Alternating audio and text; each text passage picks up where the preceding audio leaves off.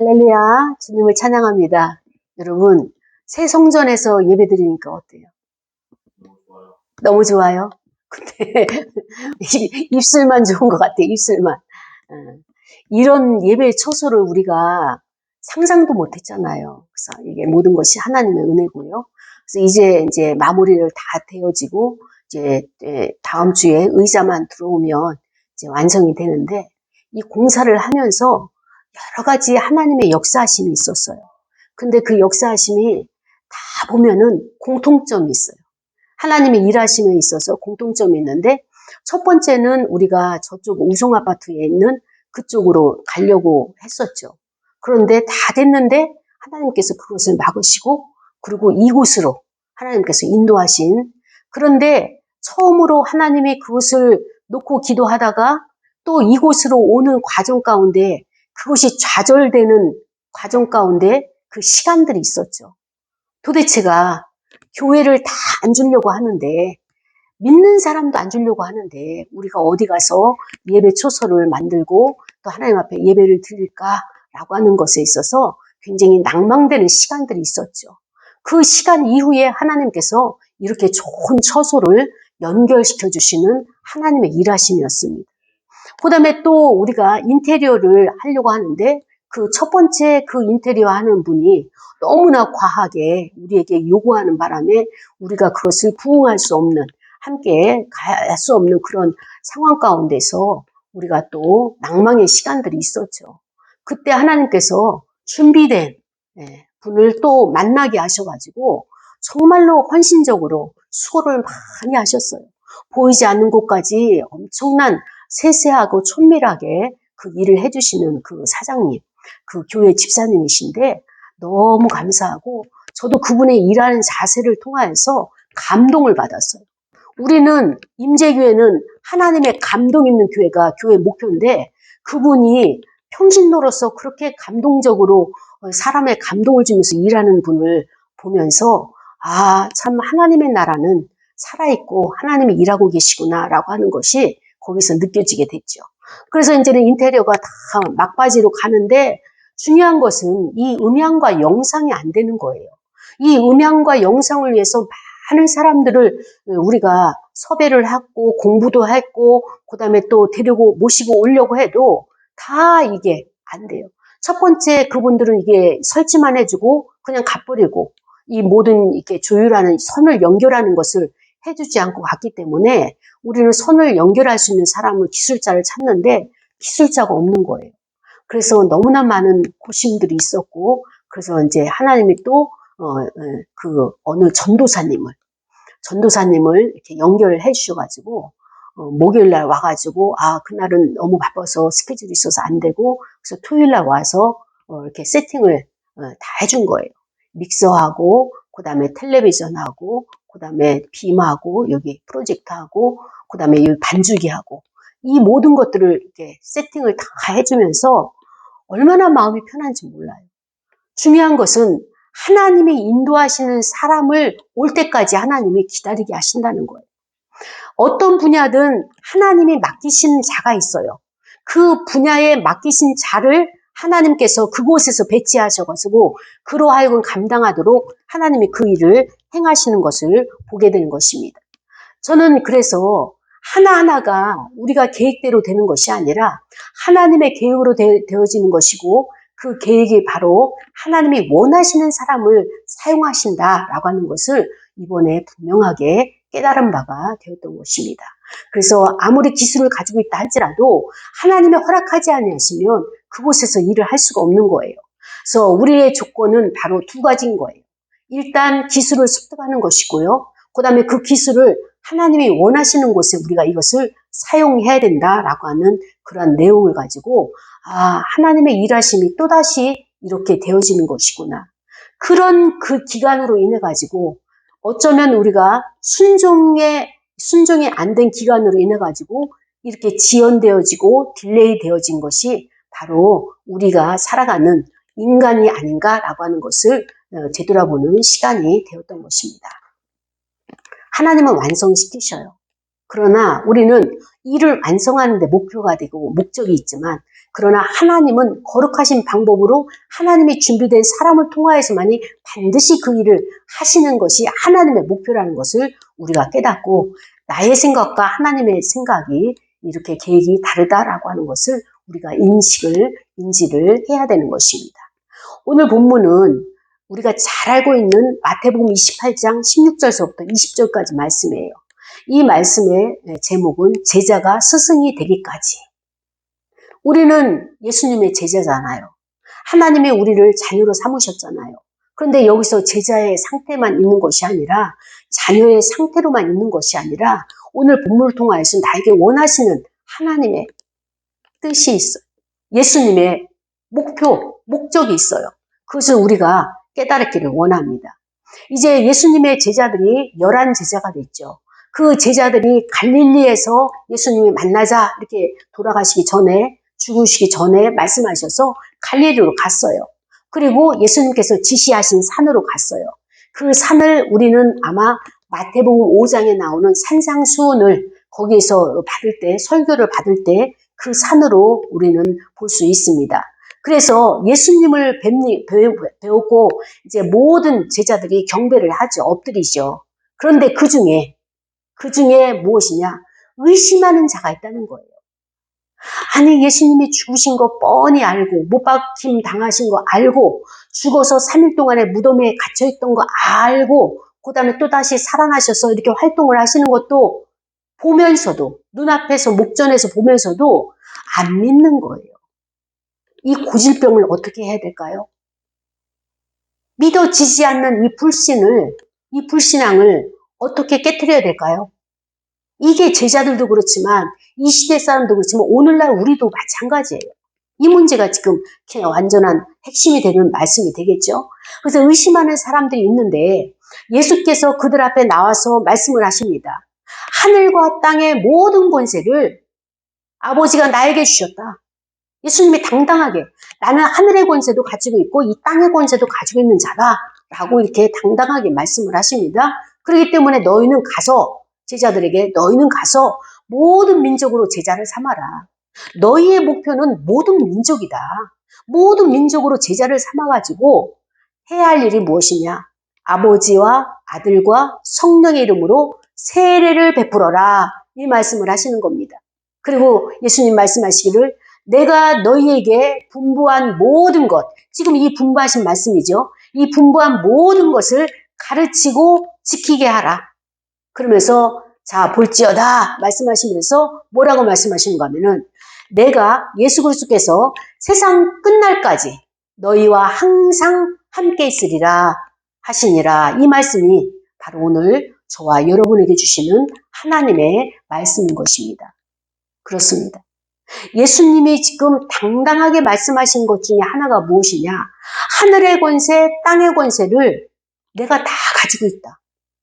언제요? 언제 가지셨을까요? 그렇죠. 하나님이 아들을 이 땅에 보내실 때 이미 그것을 주어졌어요. 그러나 이것을 시행하실 수 있는 자격을 언제 얻었냐? 아버지의 뜻을 이룬 죽음에서 부활한 그때 예수님이 이 모든 것들을 완전히 획득을 하신 거예요. 그런데 예수님이 왜 이 모든 하늘과 땅의 권세의 파워에 대해서 말씀을 하시느냐? 오늘 지금 주안점으로 제자들에게 그것을 말씀하시는 거예요. 제자들로 말한다면 며칠 전까지만 하더라도 어때요? 예루살렘에서 하나님의 나라를 출범시키기 위해서 예수님이 우리의 왕이 된다, 만왕의 왕이 된다라고 하는 것을 기대를 하고 있었죠. 그런데 기대했던 만왕의 왕은 십자가에서 죽으시고 이제 이들은 다락방에 숨어가지고 이렇게 어찌할 바 모르는 그러한 상태에 머물러 있는 제자들에게 예수님이 말씀하시는 것은 무엇이냐면은 하늘의 권세와 땅의 권세, 힘이다, 파워다, 이거를 강조하시는 거예요. 이 짓눌려 있고 억압당하고 압제당한 그 사람들은 어떤 자입니까? 마음이 불안하고 두려움이 쌓여 있는 거예요. 두렵기 때문에 사람들을 만나지 못해서 회피하는 거고요. 불안하기 때문에 거리에 나가지 못하는 거예요. 이런 제자들에게 예수님이 위로하시고 예수님이 치유해 줄 수 있는 것은 무엇이냐? 강력한 파워, 하나님 나라의 강력한 파워를 지금 말씀을 해주고 있는 것입니다. 그렇다면 예수님은 하나님의 말씀에 순종을 하셨기 때문에 강력한 파워가 있다고 하는 것을 인정해요. 그런데 나를 보게 되면, 이 제자들을 보게 되면 그 강력한 파워가 있을까요? 없어요. 그래서 예수님은 이들에게 강력한 파워를 줄 수 있는 통로를 만드실까요? 안 만드실까요? 만드시는 거예요. 예수님에게는 항상 답이 있어요. 예수님에게는 항상 해결점이 있어요. 문제 해결 솔루션이 예수님 안에는 다 있어요. 그래서 예수님은 재창조의 역사. 하나님은 처음에 천지 만물을 창조하셨다면, 말씀으로 창조하셨다면, 예수님은 어그러지고 깨트려지고 망가뜨려지고 할 수 없는 것을 다시 재생산, 재창조하신 능력이 예수님 안에 있다는 것을 우리가 믿어야 되는 것입니다. 그것을 예수님이 지금 강조하시는 거예요. 자, 보아라. 너희들이 지금 낭망하고 있고, 너희들이 지금 힘들어하고 있고, 주눅들어 있는데, 그럴 것이 없어. 그럴 필요가 없어. 그러면서 예수님이 자기 자신을 당당하게 드러낸 것은 나는 하늘의 권세를 가진 자야. 나는 땅의 권세를 가진 자야. 그것을 아버지께서 나에게 주셨거든. 자, 그러면은 내가 가지고 있는 것을 나만 누리겠느냐? 아니라는 거예요. 그러면 누구에게 주겠어요? 나의 사랑하는 제자, 나를 찾는 자, 나를 따르는 자, 나의 말에 명령하고 순종하는 자에게 이 권세를 주겠다는 거예요. 이 파워를 주겠다는 거예요. 그러면서 제자들에게 너희는 이제 갈릴리에만 머물지 말고 이 땅에만 머물지 말고 전 세계로 나가라. 전 세계의 모든 민족이 너희 손에 달려있다. 이 말씀을 하시는 거예요. 그렇기 때문에 그들을 어떻게 해야 되느냐? 제자로 삼아라. 제자화 시켜라. 이 말씀을 하시는 거예요. 너희들이 행할 일은 이제부터 전 세계가 너희 무대고 너희가 밟을 땅이기 때문에 그 땅을 밟으면서 민족을 사랑하고 그 다음에 또 그 땅을 사랑하고 거기에 속한 영혼을 사랑하고 그래서 나의 이야기를 예수 그리스도의 이야기가 무엇입니까? 이 땅에 오셨고 그 다음에 죄로 인해서 죽으셨고 그 다음에 다시 살아나셨고 승천하셨고 다시 오실 것이고 이 5가지가 복음이잖아요. 이 이야기를 전해주어라. 그러면서 이것이 되어지게 되면 너희가 아버지와 아들과 성령의 이름으로 세례를 주어라. 이 말씀을 하시는 거예요. 신구약 성경을 통틀어서 삼위일체 하나님이 나타난 것은 요 본문이에요. 성부 하나님, 성자 예수 그리스도, 성령 하나님이 한꺼번에 역사하시고 한꺼번에 일하시는 것이 이 본문 속에서 나온단 말이죠. 그럼 그 세 분이 연합해서 무엇을 하느냐? 세례를 준다는 거예요. 세례. 세례는 한마디로 얘기하면 경계선이에요. 세상에 살 때에 세상의 사회법과 그 다음에 세상의 법을 따르던 자가 이제 그것을 뛰어넘어서 그리스도 안에 들어와서 그리스도와 연합해서 세상의 것은 단절시키고 그리스도와 연합된 그런 인격으로 살아가는 것이 바로 세례입니다. 세례는 예수님과 내가 한 몸을 이루는 거예요. 연합이에요. 이건 분리될 수 없는 그런 연합을 말하고 있는 것이죠. 그래서 이러한 것이 되어진 자에게 예수님이 뭐라고 말씀하셨냐? 공부를 시켜라. 가르쳐야 돼요. 뭐에 대해서? 하나님에 대해서, 예수 그리스도에 대해서, 성령 하나님에 대해서, 교회에 대해서, 직분에 대해서 이제 공부해야 돼요. 이것을 가르치고 그 가르친 것을 어떻게 되느냐? 생활 가운데서 지키게 해야 되는 거예요. 생활 속에서 능력이 나타나야 돼요. 이 생활 속에서 능력이 나타나는 것은 어떻게 해야지 나타나느냐? 그 말씀을 내가 믿음으로 생활로 옮기고 습관화시킬 때, 믿음의 습관이 되어질 때 나의 삶에 무엇이 되느냐? 파워가 일어난다는 거예요. 예수님도 본인이 죽었어요. 그렇다면 우리도 어때요? 나의 생각이 올라오는 나의 생각을 부인을 해야 돼요. 근데 우리는 어떻습니까? 올라오는 생각이 너무나 많은데도 부인할 줄도 모르고 그 생각을 다 받아들이고 있어요. 그 생각을 다 받아들이니까 나의 뇌는요, 어떤 뇌냐? 단순한 뇌예요. 뇌가 생각이 하나 묶이게 되면요, 다른 것을 생각하기가 어려워요. 그렇기 때문에 내가 한 가지에 집중하다 보니까 여러 가지 많은 다양한 일들이 내 주변에 있어서 그것을 감당이 안 되는 거예요. 그래서 24시간 내에 내가 할 일이 너무나 적은 것이 어떤 생각에 묶여있고 그 생각에 내가 휘둘리게 되면 정말 중요한 것을 정작 놓치고 만다고 하는 것을 말하고 있는 것입니다. 그렇기 때문에 우리는 내 생각이 올라올 때 이것을 자기를 부인해야 되는데 주님이 늘 강조하신 것이 무엇이에요? 자기 십자가를 지기 위해서는 자기 생각을 먼저 부인을 해야 된다. 근데 이 부인 첫 번째 단계에서부터 우리가 이것이 안 되는 거예요. 안 되다 보니까 어떻습니까? 우리가 생활 가운데서 시간 낭비를 많이 하고 있게 되는 것이에요. 그래서 예수님이 이 제자들에게 말씀하시기를, 자, 너희들이 첫 번째로 가서 해야 될 일은 제자를 삼으라. 이제는 너희가 나의 제자였다. 그러나 이제는 나의 제자가 아니라 이제는 너희가 스승이 되어서 그들을 가르치고 그 다음에 그들에게 바른 길로 갈 수 있도록, 진리 안에서 생활할 수 있도록 그들에게 가르치고 그 다음에 그것을 지킬 수 있도록 너희들이 지침을 주어라 라고 하는 것을 지금 말씀하시는 거예요. 근데 제자를 삼는다는 것은 어떤 의미냐? 세상에 있는 사람들은 하나님에 대해서, 성령님에 대해서, 예수님에 대해서 몰라요. 그렇기 때문에 그들이 삶의 습관이 그대로 그들의 도덕이나 윤리나 이런 것들이 왜곡된 습관들이 그대로 교회 안에 들어오게 된단 말이죠. 그렇기 때문에 예수님은 그들에게 예수님이 너희를 위해서 어떻게 대가를 치르셨는지 이 복음을 전파하고 그들이 해야 할 것은 무엇이냐? 예수님을 알지 못했던 회개하는 것. 내가 주님을 알지 못했던 것을 회개합니다. 그리고 진정한 그리스도 안에서의 신앙으로 초청하라는 말씀이 바로 제자를 삼으라는 말씀이죠. 그 다음에 두 번째는 무엇이냐? 세례를 주라는 거예요. 아까도 말씀드렸죠. 하나님의 영광과 섬김을 위해서 우리가 살아가는 거예요. 내가 사는 이유가 무엇입니까? 내가 존재하는 이유가 무엇일까요? 하나님의 영광을 위해서 살아가는 거예요.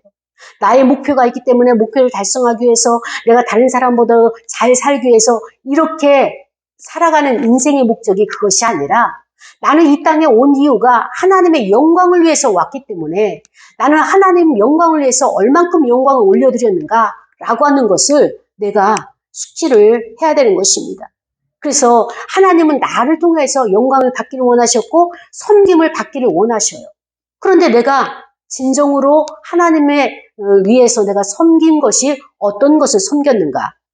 그리고 나는 지금 모든 민족으로 나와 하나님의 이름과 또 통치와 주권 아래 들어오는 것을 내가 의식적으로 표현하라 말씀을 주셨는데 내가 진정으로 그것을 인식하고 그 다음에 또 그것을 내가 그들에게 각인시켜가지고 그것을 끌어낼 수 있는 그런 양육이 내가 있었는가? 라고 나 자신을 돌아보는 시간이 되기를 원합니다. 그렇습니다. 세 번째로는 가르치라고 말씀하셨어요.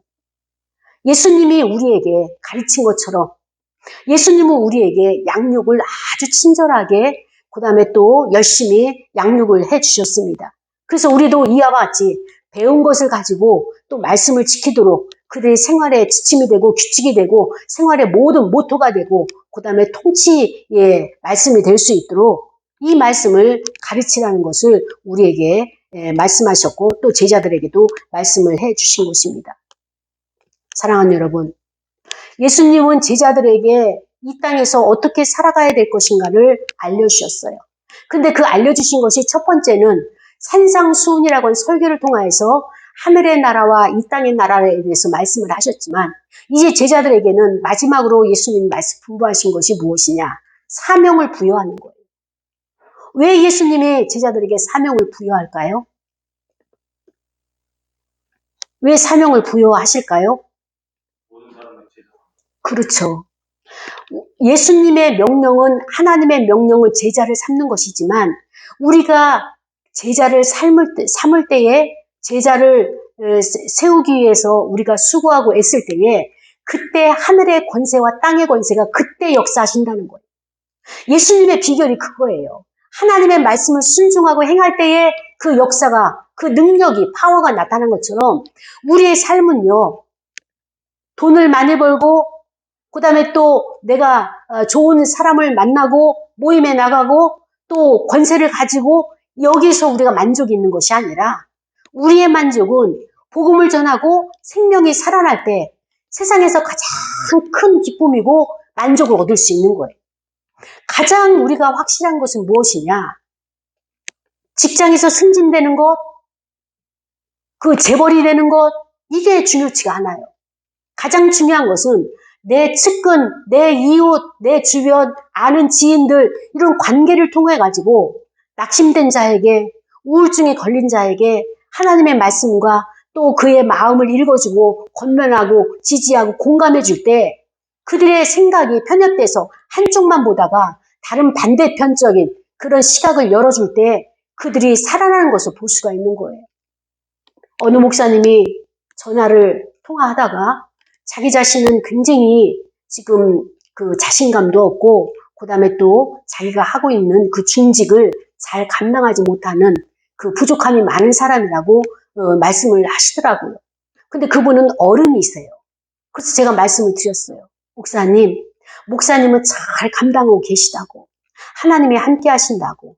그리고 지금 그 자리에서 내가 부족함이 많다라고 생각하는 그 자체가 하나님의 사명을 잘 감당하고 있는 분이라고 제가 이제 그 말씀을 해드렸어요. 그러니까 처음에는 안 받아들였어요. 그러나 그분은 정말로 그 많은 사람들이 오갔던 그 사무실을 적막한 시간에도 그곳에서 그 사무실의 적막감을 무게로 책임감으로 가지고 있으며 고심하는 그 모습을 하나님이 안 보시겠냐고. 하나님은 그런 것을 다 보시고 기억하신 바가 되셔서 그분의 모든 사역에 하나님의 능력이 나타나게 하시고 또 하나님의 영광을 받으시고 많은 사람들이 그에게 합류하고 칭송하는 그런 시간을 주시게 될 것을 저는 믿음의 눈으로 보여지는 거예요. 근데 현실은 어떻습니까? 높은 사람은요, 항상 밑에 있는 사람을 끌어내려요. 시기하고 질투하고 그 다음에 또 힘 실어주는 거 아니고 그 반대로 저항하고 그 다음에 또 거절하고 이것이 우리가 현실에서 일하는 것이 있다면 그 분위기가 그렇다면 나는 저들이 나를 봤을 때 높은 곳에 있다라고 보기 때문에 자꾸 높은 사람들을 끌어내리는 것이 인간의 인지상정이에요. 그래서 우리는 이러한 것들로 나를 점검할 때 하나님이 나를 돋보이게 하셨구나. 하나님이 나를 높은 자리에 높이셨구나. 그렇기 때문에 사람들이 나를 표적인 거예요. 내가 높아 보이고 멋있어 보이고 괜찮아 보이기 때문에 그 허점을 보려고 하고 트집을 잡으려고 하고 그 다음에 여러 가지 모양으로 불평을 하고 불만을 말하게 되는 것이에요. 물론 그 가운데는 나의 부족함도 있죠. 그 부족함까지 그들에게 넘기는 것이 아니라 그들이 지적하는 부족함은 내가 수정하고 내가 이것을 시인하고 나도 변화를 해야 돼요. 근데 그 부족함을 뛰어넘어서 우리끼리 나에게 어떤 것을 요구하지도 않으면서 그냥 자기들끼리 뒷담화를 하면서 나를 공격할 때는 뚜렷한 어떤 것이 없이 나를 공격할 때는 저들의 시기와 질투로 인해 가지고 나를 괴롭히는 것이다. 그것은 때가 되면 하나님께서 그 무리들을 흩으신다는 것을 우리는 깨달아야 되는 것입니다. 그렇습니다. 오늘 예수님은 제자들에게 마지막 유언이에요. 내가 이제 너희를 떠나서 천국에 가서 아버지 집에 가서 너희들의 처소를 준비하러 가는데 마지막 유언을 이걸 남기시는 거예요. 자, 여러분. 그렇다면 우리는 직장 생활도 해야 되죠. 그 다음에 또 이 땅에서 생계 문제도 해야 되는 거예요. 준비를 해야 되는 거예요. 그렇다면 지금 현실적으로 내가 이 말씀을 어떻게 받아들이고 어떻게 적용을 할 것이냐. 이거를 우리가 상고를 해봐야 돼요. 그래서 나는 지금 어떻게 복음 전파에 참여하고 있는가? 복음 전파에 대해서 나는 자신이 없는가? 그렇다면 우리가 큰 것을 생각하지 말고 큰 것을 생각하게 되면 부담스러워요. 작은 것부터 주저하지 말고 작은 일부터 실천을 하는 거예요. 그리고 그에게 커피 한 잔을, 친절을 한마디를, 그 다음에 그가 할 일을 내가 도와주는 섬김으로 이런 것을 할 때 그들이 마음의 문을 열고 저 사람이 왜 저러지? 나한테 뭐 볼 일이 있어요? 나한테 뭐 부탁할 것이 있어요? 라고 그들이 나에게 관심을 보이고 나에게 마음의 문을 열게 되는 거죠. 그러면은 계속적으로 그에게 친절을 베풀고, 그래서 내가 만난 예수님을, 내가 가장 좋아하는 그분을 내가 소개하고 싶다라고 하면서 그에게 식사를 대접하면서 그에게 전할 때에 그가 그리스도에 대해서 바라보게 되고 또 교회에 대해서 생각을 하게 되고 그 마음에 씨앗을 심게 되면 언젠가는 그가 교회에 가고 싶다라고 하는 마음이 생기게 성령께서 역사하신다고 하는 사실인 것입니다. 사랑하는 여러분, 우리는 하나님께서 능력을 주기 위해서 이 과정을 주셨어요. 능력은 하늘에서 무엇이 떨어지는 것이 능력이 아니고요. 토굴에 들어가서 40일 금식해서 능력이 받아지는 것이 아니고요. 이 능력은 복음을 전파할 때 하나님이 예수 그리스도를 통하여서 하늘의 권세와 땅의 권세를 준다고 그랬어요. 하늘도 묻고 땅도 묻고 하늘도 풀리고 땅도 풀리는 그 권세는 나에게 어떻게 오느냐? 예수님의 말씀에 순종해가지고 복음을 전파할 때 내 안에 있는 성령을 다른 사람 안에 성령으로 이동시킬 때에 그때에 하나님께서 예수 그리스도를 통하신 그 능력을, 말씀의 능력을, 그 다음에 또 이 권세를 그에게 주겠다고 이렇게 말씀을 하고 있는 것을 예수님이 다시 한번 제자를 통하여서 우리에게 비춰주고 있는 것입니다. 사랑하는 여러분, 하나님은 능력이에요. 성부 하나님은 전능자예요. 무소부지하신 분이에요. 모든 것을 다 갖고 계신 분이에요. 그런데 우리가 어떻습니까? 창조 세계에 살면서 하나님의 질서에 대해서 순종하지 않기 때문에 이 창조 세계가 나에게 공격을 해오는 거예요. 그 공격을 해오니까 우리 몸이 어때요? 질병화되는 거예요. 이 창조의 질서대로 아침에 일찍 해 뜰 때 일어나고 해질 때 우리가 잠자리에 들고 이런 질서대로 살게 되면 우리 몸은 창조 질서에 순응하기 때문에 질병에 걸리지가 않아요. 질병에 걸린다 할지라도 이겨낼 수 있는 만큼이에요. 그런데 지금 우리는 너무나 많은 문화들이 역행하고 있어요. 창조 질서에 역행하고 있는 생활을 패턴을 가지고 있기 때문에 우리 몸이 질병에 걸릴 수밖에 없고 바이러스에게 취약할 수밖에 없는 그런 몸의 상태로 만들어져 있다는 사실을 우리가 이것을 깨달아야 되는 것입니다. 그랬을 때 하나님이 예수 그리스도를 통하여서 어떻게 해요? 이거를 치유를 해주신단 말이죠. 치유. 그런데 보세요. 예수님은 아까도 말씀드렸지만 재창조의 신이에요. 모든 것을 다시 재탄생시키는 거예요.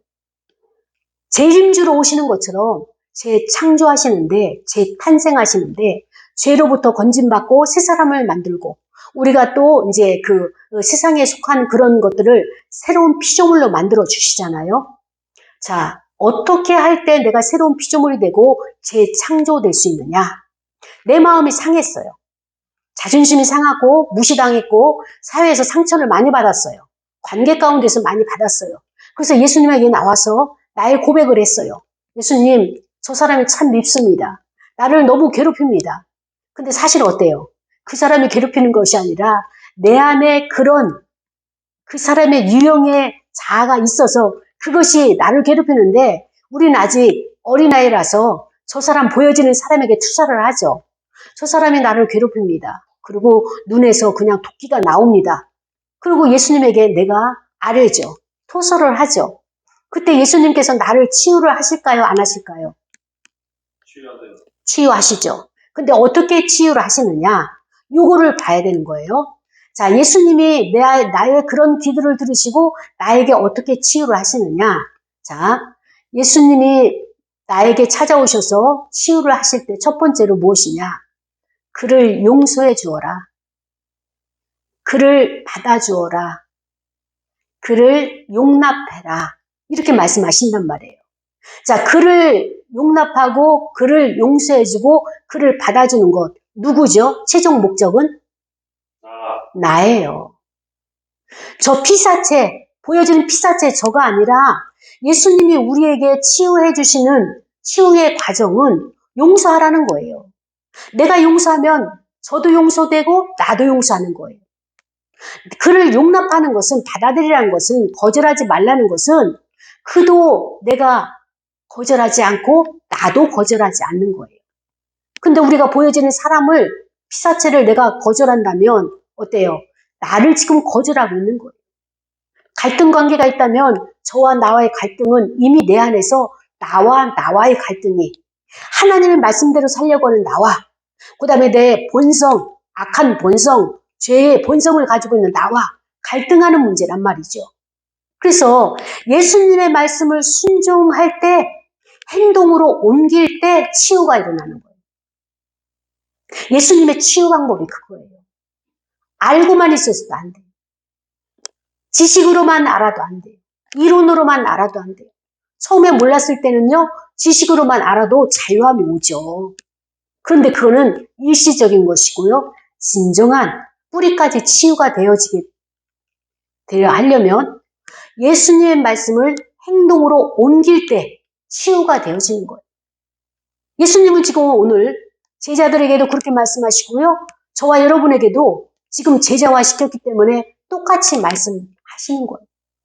그러면서 너희는 더 이상 어린아이가 아니다. 그렇기 때문에 너희는 이제부터 어떻게 해야 되냐. 세계를 향해서 가는 것이다. 아니 나는 여기서 직장생활도 해야 되고 나는 여기서 사업도 해야 되는데 어떻게 세계를 향해 나갑니까? 여러분, 기도하면 하나님이 지혜를 주시고 방법을 주시는 거예요. 처음부터 갑니까?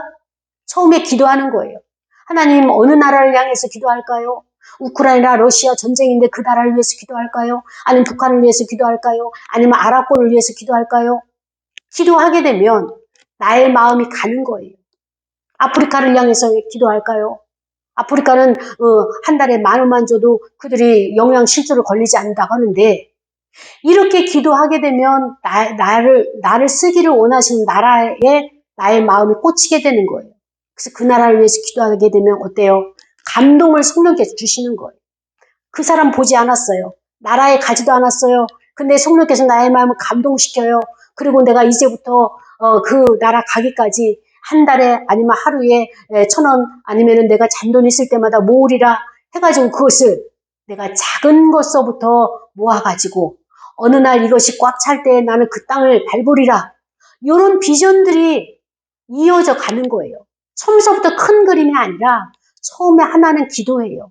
기도서부터 시작하게 되면 이게 점점점 누룩처럼 퍼지고 커져가지고 그때 나는 그 나라의 선교사로 파송할 수 있는 거예요.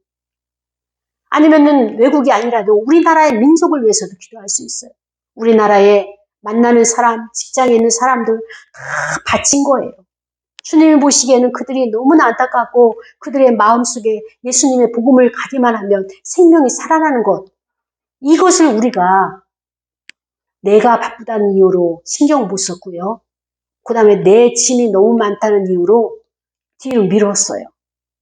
그런데 지난주 성령 강림주의를 기점으로 해서 오늘 삼위일체 주일이잖아요. 삼위일체 하나님께서 우리에게 다시금 명령하시는 거예요. 전도다. 복음이다. 다른 거 없다. 내가 명령하는 것은 이 땅에서 사업 잘하고 공부 많이 해가지고 나의 이름을 빛내거라 이것이 아니라 생명 건져내는 것, 생명 살리는 것이 가장 큰 하나님 앞에 영광이라는 것을 지금 예수님이 알려주시는 것입니다. 그렇습니다. 우리는 이런 것을 시행을 하려고 하면 일단 어떻습니까? 마음의 두려움이 앞서요. 왜냐하면 왜 두려움이 앞설까요? 시작도 하기 전에 왜 두려움이 앞설까요? 시작도 못해요. 그 두려움 때문에. 상대가 어떻게 할까봐? 거절할까봐. 우리의 마음은 이 거절감이 취약점이에요. 거부당할까봐. 그렇지 않아도 나는 이 거절감으로 인해 가지고 상처가 많은 사람인데 복음 전하다가 저 사람이 나에게 쌩하고 그 다음에 또 거절하고 나를 안 보려고 하면은 이거 감당하기가 어려운 거예요. 그래서 우리가 그 두려움 가운데 우리가 이것을 망설이고 있는데요. 사랑하는 여러분, 이 두려움을 극복할 수 있는 방법이 뭔지 아십니까?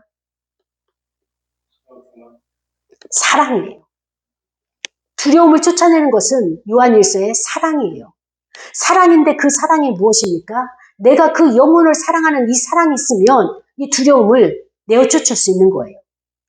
내가 상대적으로 사랑이 없기 때문에 한번 그 사람을 거절하면 나도 나 몰라라 하고 쌩하고 그 사람을 못 본 채 하고 이렇게 지나가는 것이 아니라 끝까지 끊임없이 안 되면 될 때까지 포기하지 않는, 그럴 때 이 두려움이 사라지는 거예요.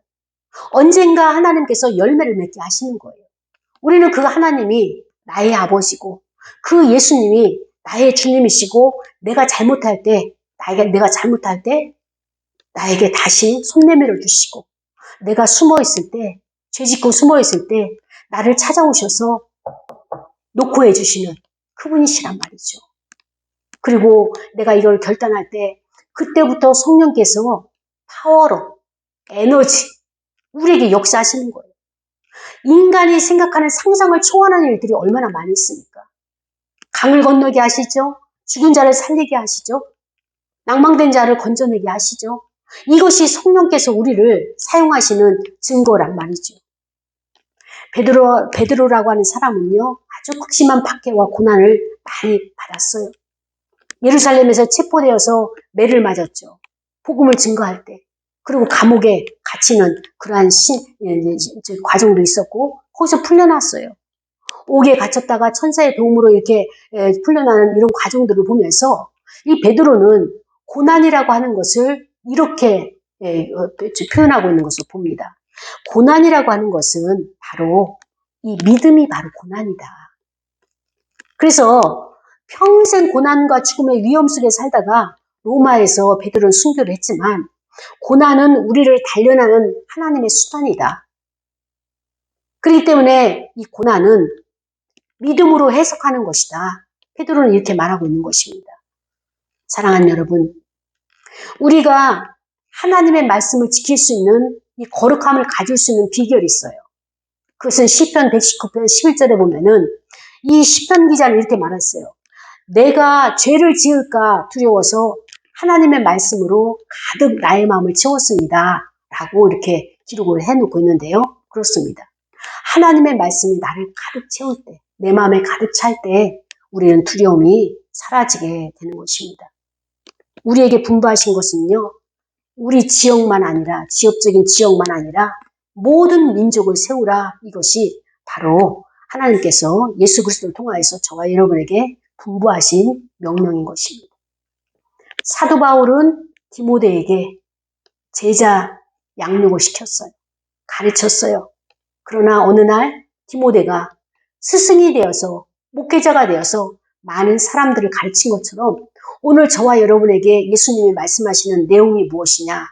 가서 제자화 시켜라. 이 말씀을 하시는 거예요.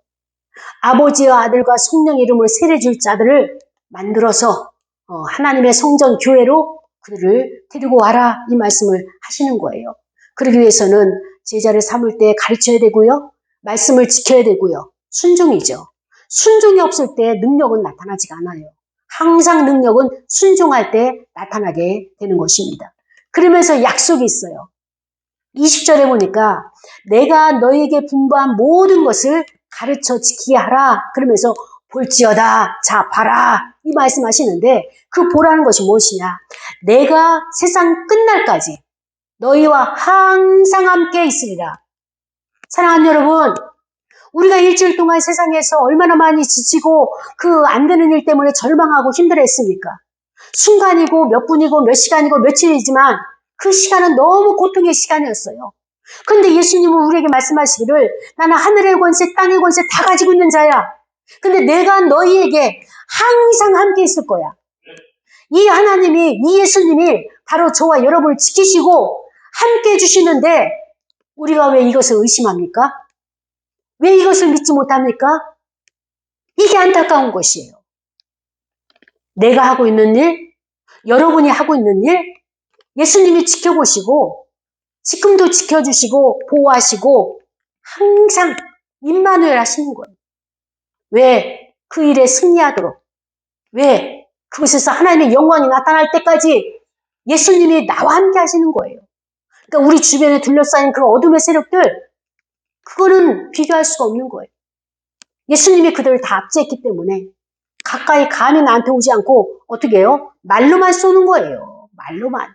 기분으로만 그냥 분위기로만 저들이 나에게 공격하는데 그까짓 거 아무것도 아닌 거예요. 예수님이 지금 하늘의 권세, 땅의 권세를 가지고 예수님이 항상 누구와 함께 있겠다고요? 나예요, 나. 여러분이에요, 여러분. 여러분 이런데도 낭망하시렵니까? 이렇게 주님이 권고하시고 강력하게 말씀하시는데도 이것을 믿지 않으시렵니까? 예, 우리가 주님의 말씀을 믿고 살아가는 저와 여러분이 되기를 원합니다. 그래서 우리 앞으로의 사명은 이거예요. 이 사명을 위해서 우리가 다 같이 통성으로 기도하고 하나님께서 주시는 나의 명령을 받는 시간 되어지기를 원합니다. 다 같이 통성으로 기도하시겠습니다.